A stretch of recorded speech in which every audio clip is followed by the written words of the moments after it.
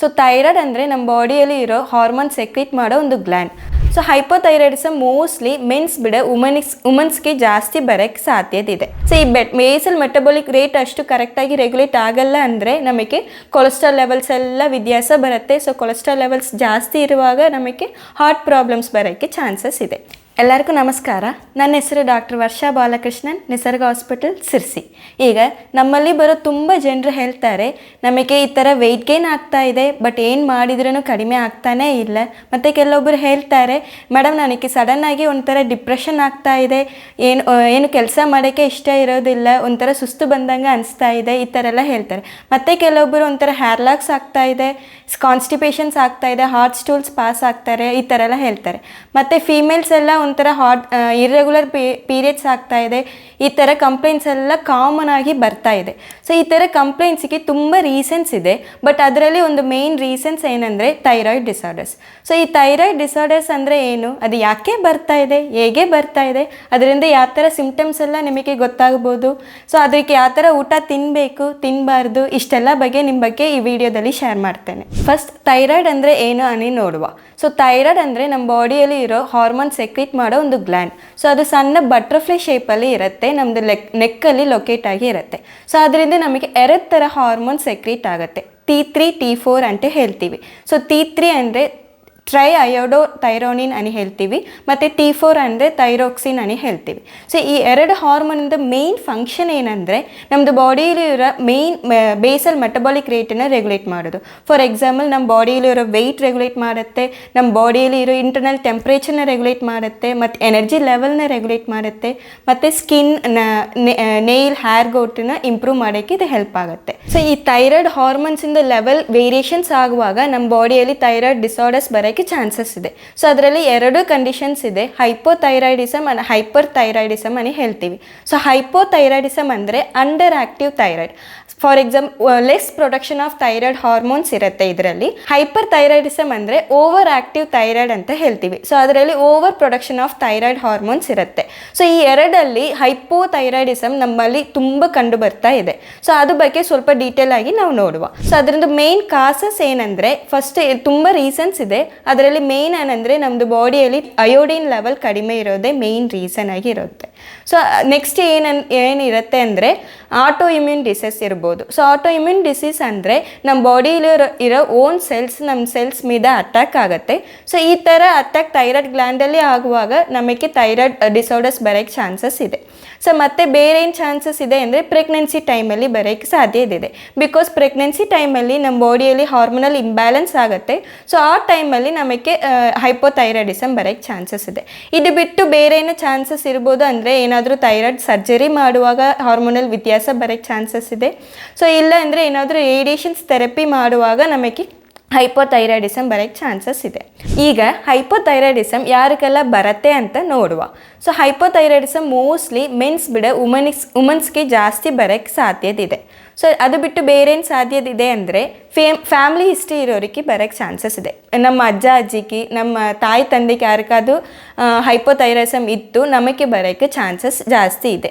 ಬೇರೆ ಏನು ಚಾನ್ಸಸ್ ಇದೆ ಅಂದರೆ ಈಗ ಕಂಟಿನ್ಯೂ ಆಗಿ ನೀವು ಈಗ ಆಲ್ರೆಡಿ ನಿಮಗೆ ಹೈಪರ್ ಥೈರಾಯ್ಡಿಸಮ್ ಇದೆ, ಅದಕ್ಕೆ ಕಂಟಿನ್ಯೂ ಆಗಿ ಒಂದು ಟ್ರೀಟ್ಮೆಂಟ್ ತೊಗೊಳ್ತಾ ಇದ್ದೀರಿ, ಹೈ ಡೋಸೇಜ್ ಟ್ರೀಟ್ಮೆಂಟ್ ತೊಗೊಳ್ತಾ ಇದ್ದೀರಿ ಅಂದರೆ ಥೈರಾಯ್ಡಿಸಮ್ ಬರೋಕ್ಕೆ ಚಾನ್ಸಸ್ ಇದೆ.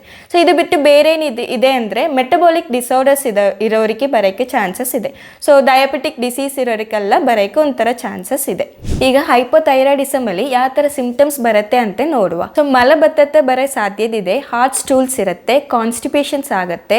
ಸೊ ಅದು ಬಿಟ್ಟು ಬೇರೆ ಏನು ಬರ್ಬೋದು ಅಂದರೆ ಕೋಲ್ಡ್ ಸೆನ್ಸಿಟಿವಿಟಿ ಇರುತ್ತೆ. ಸೊ ಈಗ ಲೈಟಾಗಿ ನೀರಲ್ಲಿ ಕೈ ಇಟ್ಟರೇನು ಅವ್ರಿಗೆ ತುಂಬ ಕೋಲ್ಡ್ ಥರ ಅನಿಸುತ್ತೆ. ಮತ್ತು ಡ್ರೈ ಸ್ಕಿನ್ ಇರುತ್ತೆ, ಇಚ್ಚಿ ಸ್ಕಿನ್ಸ್ ಇರುತ್ತೆ, ಒಂಥರ ಪಫಿ ಫೇಸ್ ಕಾಣಿಸುತ್ತೆ. ಮತ್ತು ಅದು ಒಟ್ಟಿಗೆ ಈಗ ಫೀಮೇಲ್ಸಲ್ಲಿ ತುಂಬ ಜನರಿಗೆ ಹೇರ್ ಲಾಸ್ ಆಗುತ್ತೆ, ಇರ್ರೆಗ್ಯುಲರ್ ಪೀರಿಯಡ್ಸ್ ಬರೋಕ್ಕೆ ಚಾನ್ಸಸ್ ಇದೆ. ಈಗ ಚಿಕ್ಕ ಮಕ್ಕಳೆಲ್ಲ ಇರುವಾಗ ಅವರಿಗೆ ಹೈಪೋಥೈರಾಯ್ಡಿಸಮ್ ಬಂತು ಅಂದರೆ ಅವರಿಗೆ ಲೇಟ್ ಪ್ಯೂಬರ್ಟಿ ಆಗೋಕ್ಕೆ ಚಾನ್ಸಸ್ ಇದೆ. ಸೊ ಲೇಟಾಗಿ ಏಜ್ ಅಟೆಂಡ್ ಮಾಡ್ತಾರೆ ಅವರು. ಸೊ ಈ ಥರ ಕಂಪ್ಲೇಂಟ್ಸ್ ಎಲ್ಲ ಬರುತ್ತೆ. ಇದು ಬಿಟ್ಟು ವೆಯ್ಟ್ ಗೇನ್ ಜಾಸ್ತಿ ಆಗುತ್ತೆ. ಸೊ ವೆಯ್ಟ್ ಗೇನೇ ಮೇಯ್ನ್ ಸಿಂಪ್ಟಮ್ಸ್ ಆಗಿ ಇರುತ್ತೆ. ಮತ್ತು ಬೇರೆ ಏನಿರುತ್ತೆ ಅಂದರೆ ಥೈರಾಯ್ಡ್ ಗ್ಲ್ಯಾಂಡ್ ಎನ್ಲಾರ್ಜ್ ಆಗುತ್ತೆ. ಸೊ ಆ ಗ್ಲ್ಯಾಂಡ್ ಸ್ವಲ್ಪ ಸ್ವೆಲ್ಲಿಂಗ್ ಥರ ನಿಮಗೆ ಇಲ್ಲಿ ಒಂಥರ ಸ್ವೆಲ್ಲಿಂಗ್ ಆಗಿರೋ ಥರ ಕಾಣಿಸುತ್ತೆ. ಸೊ ಈ ಥರ ಸಿಂಪ್ಟಮ್ಸ್ ಎಲ್ಲ ಬರುತ್ತೆ. ಸೊ ಇದರಿಂದ ಏನು ಕಾಂಪ್ಲಿಕೇಶನ್ಸ್ ಬರುತ್ತೆ ನಮ್ಗೆ ನೋಡುವ ಈಗ. ಸೊ ಈ ಕಾಂಪ್ಲಿಕೇಶನ್ಸಲ್ಲಿ ಮೇಯ್ನಾಗಿ ಬರೋದು ಏನಂದರೆ ಹಾರ್ಟ್ ಪ್ರಾಬ್ಲಮ್ಸ್. ಸೊ ನಾನು ಫಸ್ಟ್ ಆಲ್ರೆಡಿ ಹೇಳಿದ್ದೇನೆ, ಈ T3 T4 ಇಂದು ಮೇಯ್ನ್ ಫಂಕ್ಷನ್ ನಮ್ಮದು ಬಾಡಿಯಲ್ಲಿ ಇರೋ ಮೇಸಲ್ ಮೆಟಬಾಲಿಕ್ ರೇಟನ್ನು ರೆಗ್ಯುಲೇಟ್ ಮಾಡೋದು. ಸೊ ಈ ಮೇಸಲ್ ಮೆಟಬಾಲಿಕ್ ರೇಟ್ ಅಷ್ಟು ಕರೆಕ್ಟಾಗಿ ರೆಗ್ಯುಲೇಟ್ ಆಗಲ್ಲ ಅಂದರೆ ನಮಗೆ ಕೊಲೆಸ್ಟ್ರಾಲ್ ಲೆವೆಲ್ಸ್ ಎಲ್ಲ ವ್ಯತ್ಯಾಸ ಬರುತ್ತೆ. ಸೊ ಕೊಲೆಸ್ಟ್ರಾಲ್ ಲೆವೆಲ್ಸ್ ಜಾಸ್ತಿ ಇರುವಾಗ ನಮಗೆ ಹಾರ್ಟ್ ಪ್ರಾಬ್ಲಮ್ಸ್ ಬರೋಕ್ಕೆ ಚಾನ್ಸಸ್ ಇದೆ. ಅದು ಬಿಟ್ಟು ಬೇರೆ ಏನು ಬರುತ್ತೆ ಅಂದರೆ ಮೆಂಟಲ್ ಇಶ್ಯೂಸ್ ಬರೋಕ್ಕೆ ಚಾನ್ಸಸ್ ಇದೆ. ಸೊ ಆಲ್ರೆಡಿ ನಾನು ಫಸ್ಟ್ ಹೇಳಿದ್ದೇನೆ, ಒಂಥರ ಡಿಪ್ರೆಷನ್ ಸ್ಟೇಟಲ್ಲಿ ಇರೋ ಥರ ಫೀಲ್ ಆಗುತ್ತೆ, ಸ್ಟ್ರೆಸ್ ಜಾಸ್ತಿ ಇರುತ್ತೆ. ಸೊ ಇದರೆಲ್ಲ ನಮಗೆ ಮೆಂಟಲ್ ಸ್ಟೇಟ್ ಚೇಂಜಸ್ ಮಾಡೋಕ್ಕೆ ಚಾನ್ಸಸ್ ಇದೆ. ಸೊ ಬೇರೆ ಏನು ಬರುತ್ತೆ ಅಂದರೆ ಆಲ್ರೆಡಿ ನಾನು ಹೇಳಿದ್ದೇನೆ, ಥೈರಾಯ್ಡ್ ಗ್ಲ್ಯಾಂಡ್ ಎನ್ಲಾರ್ಜ್ ಆಗುತ್ತೆ అని. ಸೊ ಅದರ ನಾವು ಏನು ಹೇಳ್ತೀವಿ ಅಂದರೆ ಗಾಯ್ಟರ್ అని ಹೇಳ್ತೀವಿ. ಸೊ ಇದೆಲ್ಲ ತುಂಬ ಲಾಂಗ್ ಟರ್ಮ್ ಆಗಿ ನಿಮಗೆ ಥೈರಾಯ್ಡ್ ಹಾರ್ಮೋನ್ಸ್ ಲೆವೆಲ್ ಚೇಂಜಸ್ ಇದೆ, ಅದಕ್ಕೇನು ನೀವು ಟ್ರೀಟ್ಮೆಂಟ್ ತೊಗೊಳ್ತಾನೆ ಇಲ್ಲ ಅಂದರೆ ಈ ಥರ ಕಾಂಪ್ಲಿಕೇಶನ್ಸ್ ಎಲ್ಲ ಬರೋಕ್ಕೆ ಚಾನ್ಸಸ್ ಇದೆ. ಅದು ಬಿಟ್ಟು ಬೇರೆ ಏನು ಕಾಂಪ್ಲಿಕೇಶನ್ಸ್ ಬರುತ್ತೆ ಅಂದರೆ ಪೆರಿಫರಲ್ ನ್ಯೂರೋಪತಿ ಬರೋಕ್ಕೆ ಚಾನ್ಸಸ್ ಇದೆ. ನೀವು ಲಾಂಗ್ ಟರ್ಮ್ ಆಗಿ ಏನು ಮೆಡಿಕೇಷನ್ಸೇ ತೊಗೊಳ್ತಾ ಇಲ್ಲ ಅಂದರೆ ಪೆರಿಫರಲ್ ನ್ಯೂರೋಪತಿ ಬರುತ್ತೆ. ಸೊ ಪೆರಿಫರಲ್ ನ್ಯೂರೋಪತಿ ಅಂದರೆ ನಮ್ಮದು ಕೈ ಕಾಲೆಲ್ಲ ಜೋಮ್ ಬರುತ್ತೆ, ಒಂಥರ ಉರಿ ಆಗೋದು, ಒಂಥರ ಪೇಯ್ನ್ ಆಗೋದು, ಈ ಥರ ಸಿಂಪ್ಟಮ್ಸ್ ಎಲ್ಲ ಬರುತ್ತೆ. ಈಗ ನಮ್ಮ ಥೈರಾಯ್ಡ್ ಫಂಕ್ಷನ್ ಹೇಗೆ ಇದೆ ನೋಡಬೇಕಂದ್ರೆ ಥೈರಾಯ್ಡ್ ಫಂಕ್ಷನ್ ಟೆಸ್ಟ್ ಮಾಡಬೇಕು. ಸೊ ಅದರಲ್ಲಿ free T3, free T4, TSH level ನಾವು ಚೆಕ್ ಮಾಡಬೇಕು. TSH ಅಂದರೆ ಥೈರಾಯ್ಡ್ ಸ್ಟಿಮ್ಯುಲೇಟಿಂಗ್ ಹಾರ್ಮೋನ್ ಅಂತ ಹೇಳ್ತೀವಿ. ಸೊ ಈ ಥೈರಾಯ್ಡ್ ಸ್ಟಿಮ್ಯುಲೇಟಿಂಗ್ ಹಾರ್ಮೋನ್ 4.5 ಮೇಲೆ ಇದ್ದರೆ ಅದು ಹೈಪೋಥೈರಾಯ್ಡಿಸಮ್ ಅಂತ ಹೇಳ್ತೀವಿ ನಾವು. ಸೊ ಇದನ್ನು ನೀವು ಕರೆಕ್ಟಾಗಿ 3 months ಒನ್ಸ್ ಚೆಕ್ ಮಾಡ್ತಾನೆ ಬರಬೇಕು. ಸಪೋಸ್ ಈಗ ನಿಮಗೆ ಹೈಪೋಥೈರಾಯ್ಡಿಸಮ್ ಇದೆ, ಇಲ್ಲ ಹೈಪರ್ ಥೈರಾಯ್ಡಿಸಮ್ ಇದೆ ಅಂದರೆ ಸೊ ಇಮಿಡಿಯೇಟಾಗಿ ನೀವು ಪಕ್ಕದಲ್ಲಿ ಇರೋ ನಿಮ್ಮ ಡಾಕ್ಟರ್ ಜೊತೆ ಕನ್ಸಲ್ಟ್ ಮಾಡಿ ಮೆಡಿಕೇಷನ್ಸ್ ಕಂಟಿನ್ಯೂ ಮಾಡಬೇಕಾಗತ್ತೆ. ಸೊ ಮೆಡಿಕೇಷನ್ಸ್ ಇದನ್ನು ನೀವು ಸ್ಕಿಪ್ ಮಾಡೋಕ್ಕೆ ಆಗೋದಿಲ್ಲ. ಸೊ ಕಂಟಿನ್ಯೂ ಮೆಡಿಕೇಷನ್ಸ್ ಇರಬೇಕು, ಬಟ್ ನೀವು 3 months ಒನ್ಸ್ ನೀವು ಥೈರಾಯ್ಡ್ ಲೆವೆಲ್ನ ಚೆಕ್ ಮಾಡ್ತಾನೆ ಇರಬೇಕು. ಸೊ ಈಗ ನಿಮ್ಮದು ಥೈರಾಯ್ಡ್ ಲೆವೆಲ್ಸ್ ಕಡಿಮೆ ಇದೆ, ಕಂಟ್ರೋಲಲ್ಲಿ ಬರ್ತಾ ಇದೆ ಅಂದರೆ ಸೊ ನೀವು ಕರೆಕ್ಟಾಗಿ ಚೆಕ್ ಮಾಡಿ ಅದರಿಂದ ಡೋಸೇಜ್ ಕಡಿಮೆ ಮಾಡ್ಬೋದು, ಇಲ್ಲಾಂದರೆ ಥೈರಾಯ್ಡ್ ಮೆಡಿಕೇಷನ್ಸನ್ನ ಸ್ಟಾಪ್ ಮಾಡ್ಬೋದು. ಸೊ ಈಗ ಹೈಪೋಥೈರಾಯ್ಡಿಸಮ್ ಇರೋರು ಏನೆಲ್ಲ ತಿನ್ನಬಾರ್ದು ಅದ್ರ ಬಗ್ಗೆ ನೋಡೋಣ.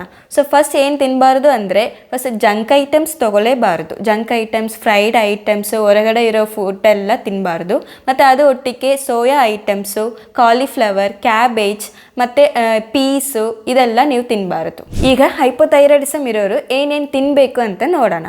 ಸೊ ಅದರಲ್ಲಿ ಮೋಸ್ಟ್ಲಿ ನಾವು ಜಾಸ್ತಿ ಇನ್ಕ್ಲೂಡ್ ಮಾಡಬೇಕು ಅಂದರೆ ಏನಂದರೆ ಅಯೋಡಿನ್ ರಿಚ್ ಫುಡ್ ನಾವು ತಿನ್ನಬೇಕು. ಸೊ ಅಯೋಡಿನ್ ರಿಚ್ ಎದರಲ್ಲಿ ಜಾಸ್ತಿ ಇರುತ್ತೆ ಅಂದರೆ ಫಿಶ್ ಐಟಮ್ಸಲ್ಲಿ, ಸೀ ಫುಡ್ಡಲ್ಲಿ ಅಯೋಡಿನ್ ರಿಚ್ ಫುಡ್ ಇರುತ್ತೆ. ಸೊ ಈಗ ವೆಜಿಟೇರಿಯನ್ ಆಗಿ ಇರೋರು ಜಾಸ್ತಿ ತರಕಾರಿಗಳು ತಿನ್ನಬೇಕು, ಪಲ್ಯಗಳು ತಿನ್ನಬೇಕು, ಸೊಪ್ಪು ಪಲ್ಯಗಳು, ಈ ಥರ ಪಲ್ಯಗಳೆಲ್ಲ ಜಾಸ್ತಿ ಮಾಡಿ ತಿನ್ಬೋದು.